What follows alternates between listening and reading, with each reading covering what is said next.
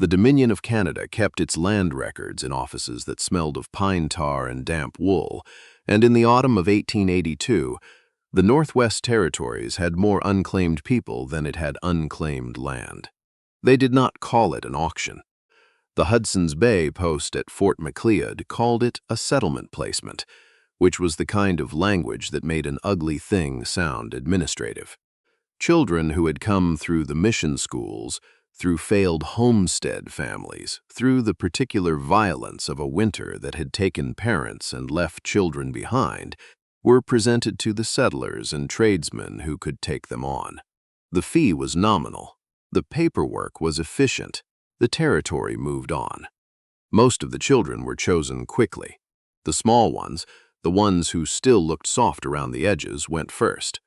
Then the boys, taken by farmers and freighters who needed backs and arms and someone to follow directions without requiring explanation. By the end of the first hour, there were usually only a few left, the ones who had not fit the picture someone had arrived with. Marguerite Okafor was 31 years old and had not arrived with any picture at all. She had come to Fort Macleod from Medicine Hat, where she had spent 4 years working as a land surveyor's assistant for a man named Prescott, who was good at mathematics and poor at explaining himself to anyone, which had made her indispensable and moderately well paid.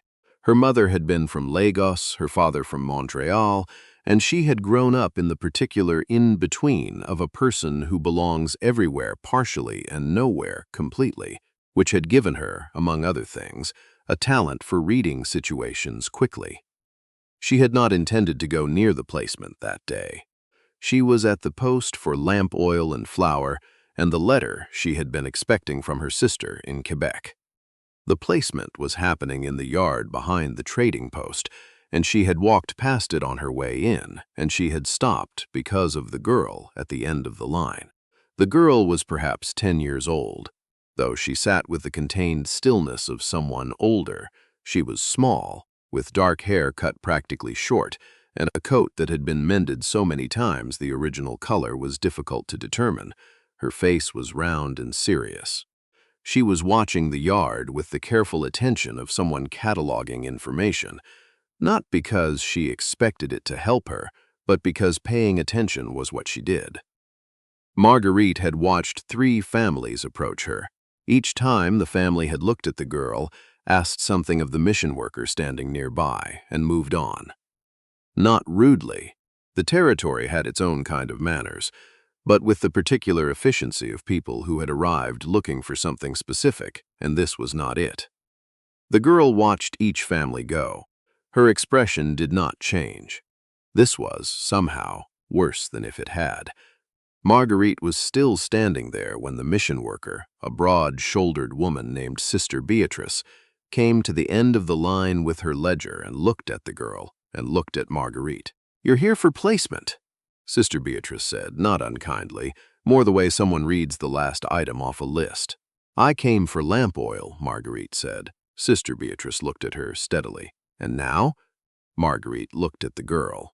The girl looked at Marguerite with those cataloging eyes, assessing without pleading, which was a thing Marguerite recognized because she had learned to do it herself, a long time ago, in a different context. "What's her name?" Marguerite said. "Willa," Sister Beatrice said. "Willa Croft. Father went missing on the Qu'Appelle survey. Mother died of typhoid last winter. No family located in Manitoba or elsewhere. How old?" 10. Turned 10 in August. Marguerite looked at Willa Croft, who looked back at her without performance of any kind. "What is the placement fee?" Marguerite said. $3, Sister Beatrice said. "Covers administrative costs." Marguerite reached into the inside pocket of her coat. She was not entirely certain, in the moment of doing it, what she was doing or why. She had a rented room in Medicine Hat, a job that required her to be mobile, a sister in Quebec who would have opinions about this, and no particular preparation for the responsibility she was about to take on. She paid the $3. Willa Croft stood beside her while Sister Beatrice completed the paperwork, and when it was done, she picked up the small bundle at her feet. A canvas bag, not large, which told Marguerite everything about what the girl owned, and looked up. "Where are we going?" she said. Her voice was even. Not frightened, not hopeful. The voice of someone who intends to know the facts of their situation before anything else. Medicine Hat, Marguerite said. I have work there. What kind of work? Survey. I help measure land. Willa considered this. For the railway. For the homesteaders, mostly. People who need to know where their land starts and ends. Willa looked at her for a moment with those steady eyes. Then she nodded once. The nod of someone who has processed the available information and made a decision based on it. All right, she said. They rode east on the post wagon, Marguerite and Willa, and a freighter named Old Gus Crandell, who was hauling dry goods and who asked no questions, because Gus Crandell had been in the territories long enough to understand that asking no questions was usually the correct social position. Willa sat with her bundle in her lap and watched the prairie through the wagon gap with the focused attention she seemed to bring to everything. They were perhaps 2 hours out when Willa said, without looking away from the prairie, "My father taught me to read a compass." "Did he?" Marguerite said. "He said it was the most useful thing a person could know." She paused. "He was a surveyor. That's why the light took him on the Quapel survey. He was good at it." Another pause. "He never came back from that survey. They said he went missing. I don't know what that means exactly." Marguerite was quiet for a moment. "Sometimes it means they found him and couldn't identify him. Sometimes it means the land took him. The territory is large." Willa turned this over. "Do you think he's dead?" "I think," Marguerite said carefully, "that if he could have come back for you, he would have." Willa looked at the prairie again. "Yes," she said, "he would have." She said it with the honest assessment of someone who has already concluded this and is simply confirming it aloud. They were quiet for a while. The wagon moved through the grassland, and the sky was the specific enormous blue of autumn in the northwest, the kind of sky that makes a person feel very small and also, strangely, very clear. After a while, Willa said, "What about your family?" Marguerite told her the honest version. Born in Montreal, 1851. Her father, a fur trader named Marguerite Okafor, who had come to Canada from Lagos at 22 with nothing, and had built something out of stubbornness and arithmetic. Her mother, Colette, who had been a school teacher and who had died when Marguerite was 19 of the lung sickness that came for people without warning. Her sister, Pauline, who was still in Quebec, married to a good man, with children who Marguerite had met only twice. She had come west at 25 because Prescott had advertised for an assistant, and because she had wanted, she admitted to herself, if not out loud, to go somewhere that did not already know what to make of her. "Does the West know what to make of you?" Willa asked. "Not entirely," Marguerite said, "but it has other things to think about." Willa almost smiled. It was a small movement there and gone. "My mother was Métis," Willa said, "from the Quapel Valley. My father was from Ontario. People didn't always know what to make of us either." "No," Marguerite said. "I imagine not. I mostly think they're wrong," Willa said, "about what they decide to make of people, before they know them." Marguerite looked at her. 10 years old, sitting in a freighter's wagon with everything she owned in a canvas bag, and saying the thing that some people took 40 years to figure out. She did not say anything to that, but she remembered it. The work in Medicine Hat was good work. Prescott, who was a man of 50 with very little imagination and very high professional standards, received the news of Willa's existence with the particular expression of someone who has been presented with a variable he had not accounted for. "You have a child now," he said. "I have a ward," Marguerite said. Prescott looked at Willa. Willa looked at Prescott with her steady, cataloging eyes. "Can she stay out of the equipment?" he said. "Ask her," Marguerite said. Prescott looked at Willa. "Can you stay out of the survey equipment?" "I know how to use a compass," Willa said. "My father taught me."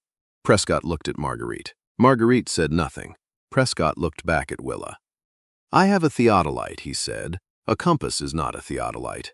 "I could learn," Willa said. Not as a request, as a statement of capability. Prescott looked at his equipment, then at Willa, then at Marguerite, with the expression of a man who has recognized that this conversation has already been decided, and he was the last to know. "She can learn the compass work," he said. "We'll see about the rest." That was that. The rented house in Medicine Hat had 2 rooms. The second room had been used for storage, which Marguerite cleared out over a weekend, and which became Willa's room, and which Willa arranged with the same focused attention she brought to everything, placing her few things with precision, as if the exact location of each one mattered. It probably did, Marguerite thought. When you have very few things, where they are is important. Willa was quiet in the mornings and more forthcoming in the evenings. She ate everything put in front of her with the uncomplaining thoroughness of someone who had learned that food was not guaranteed. She did her lessons at the kitchen table, her borrowed schoolbooks spread out, her handwriting careful and very small, as if she were trying to fit as much as possible into the space she was given. She did not ask for things. This was, Marguerite noticed, different from not wanting things. It was the particular restraint of a child who has learned that asking and receiving are not reliably connected, and who has adjusted accordingly. This was the thing that settled in Marguerite's chest, heavier than she had expected. She had begun, without planning to, making note of what Willa looked at in the general store, not buying it, not yet, just noting. A green ribbon, a book with a red cover, a jar of barley sugar, small things. The kind of things a person who has learned not to want things allows herself only to look at. Autumn deepened into the flat cold of a territory's winter, and the trouble came from a place Marguerite had not anticipated, which was from the school. Willa had been enrolled in the town school, which was a single room run by a teacher named Miss Alderton, who was 23, recently arrived from Toronto, and who had not, before this posting, spent much time with children whose lives had been complicated. Willa was ahead of the other children in arithmetic and reading. She was behind them in the unwritten curriculum of belonging, in knowing when to speak and when to hold back, in the particular social architecture of children who have had stable lives and therefore have had time to build social hierarchies. There was a girl named Cecilia Prout, 12 years old, the daughter of the postmaster, with the confidence of someone whose position had never been uncertain. She had said something to Willa in the schoolyard about where Willa had come from. The specifics Marguerite heard later from Willa with her characteristic factual delivery involved the words "mission child" and "nobody wanted you anyway." Willa had said nothing. She had finished the school day and walked home and helped with supper and sat down to her lessons and said nothing until Marguerite asked directly. "There's a girl at school," Marguerite said. "Who said something?" "Yes," Willa said. She was working a long division problem, her pencil moving in small, even strokes. "Do you want to tell me what she said?" Willa put down her pencil.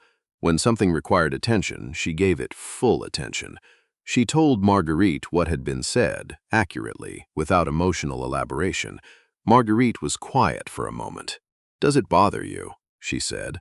Willa thought about this with genuine consideration, which was her way. "It used to," she said. "When I was at the mission school, people said things about my mother's family, about what I was." She picked up her pencil again. "Now I mostly think they say things about what they can see. And what they can see is never the whole of a person. Cecilia Prout has never spoken to me. She does not know me. What she said is about her, not about me." Marguerite looked at this 10-year-old girl doing long division at her kitchen table and felt something move in her that she did not immediately have a name for. "That's a hard thing to hold on to," she said. "When someone says it to your face, it's harder to give up," Willa said. "If I give it up, she's right." Marguerite sat back in her chair. "No," she said, "she's not." She did not go to the school the next day and say anything to Miss Alderton. She went the day after that, and she spoke to Miss Alderton in the way of a woman who has thought carefully about what she wants to accomplish and has decided on the most efficient path to it. The conversation was brief, professional, and quietly absolute. Miss Alderton understood it completely.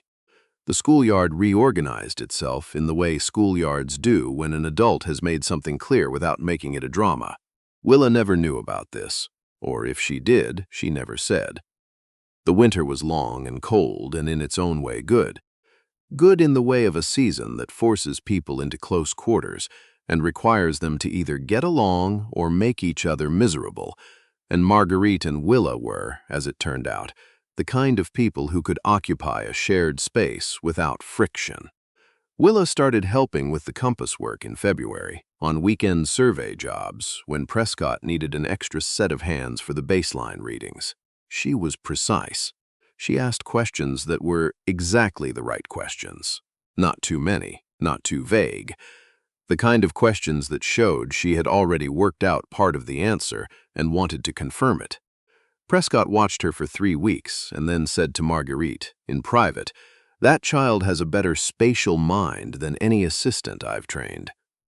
Marguerite said nothing, because she had known this since November. Spring came, and the survey work expanded, and Marguerite was offered a contract that would take her north for 6 weeks, to the new survey near Lethbridge.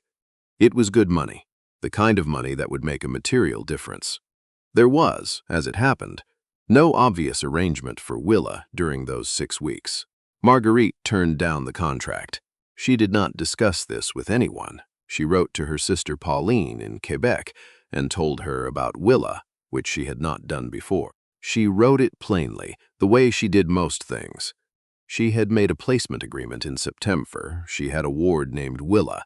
Willa was 10 years old and had a good mind and no one else. Pauline wrote back within the month, which was fast for the winter post. The letter was 3 pages long, which was characteristic. Pauline had opinions. Most of them, after the first page, were not the opinions Marguerite had expected. On the last page, Pauline wrote, "I do not know why you did not tell me in September. I could have been helpful. You do not have to do everything alone, Marguerite. You never did. You simply decided to." This was accurate. Marguerite read it twice and then put it on the kitchen shelf, which was where she put things she wasn't done with. In April, she sat down with Willa at the kitchen table. "I need to tell you something," she said. Willa set down her book. "When something required attention, I turned down a contract," Marguerite said. "In March. It would have taken me away for 6 weeks and there was no arrangement for you." Willa was quiet. "I don't tell you this so that you feel responsible," Marguerite said. "I tell you because I made a decision and I want you to know the reasoning." "What was the reasoning?" Willa said. Marguerite looked at the table. "That I had made an agreement in September in Fort Macleod, and that an agreement means something." She paused. "But that's not the whole of it." "What is the whole of it?" Willa said. Not challenging. She wanted the honest answer. Marguerite thought about it. "In September," she said, "I stopped at that placement because I saw you at the end of the line, and I don't think I stopped by accident. I have been thinking about why for 7 months." She looked at Willa. "My mother died when I was 19. My father died 4 years later. I have a sister who is far away and a good life that is also, in the specific way of a life built for one person, a life without anyone particular to build it for." She paused. "You have a father who was good but unlucky, and a mother you remember only in pieces, and no one who has chosen you permanently." She looked at Willa. "I would like to change that last part if you would." Willa looked at her across the kitchen table with those steady dark eyes. "You want to adopt me," she said. "If you would want that," Marguerite said. "Yes." "Why me?" Willa said, not accusingly. She wanted the honest accounting. "Because you walked out of that placement in September with a canvas bag and no one, and you got into a stranger's wagon and asked where we were going as if it were a reasonable question that required only a reasonable answer. Because you learned the compass bearings by February. Because you told me what Cecilia Prout said without asking me to fix it. Just because I asked." She stopped. "And because I have been looking for you at the table every evening when I come in, which is something I did not notice until I was already doing it.